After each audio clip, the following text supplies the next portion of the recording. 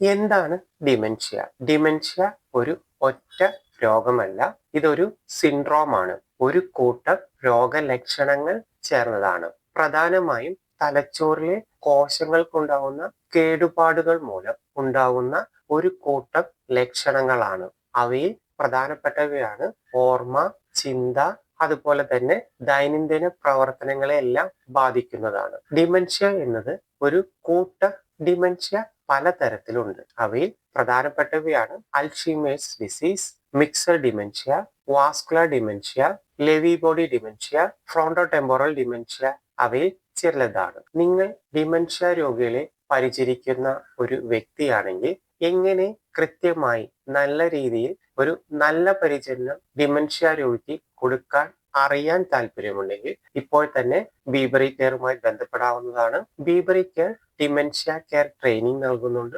അതുപോലെ തന്നെ ഡിമെൻഷ്യ രോഗികളെ വീടുകളിൽ നോക്കുവാൻ വേണ്ടി ഹോം നഴ്സിംഗ് സംവിധാനവും നൽകുന്നുണ്ട്. ഇപ്പോൾ തന്നെ ബീബറി കെയറുമായി ബന്ധപ്പെടാവുന്നതാണ്.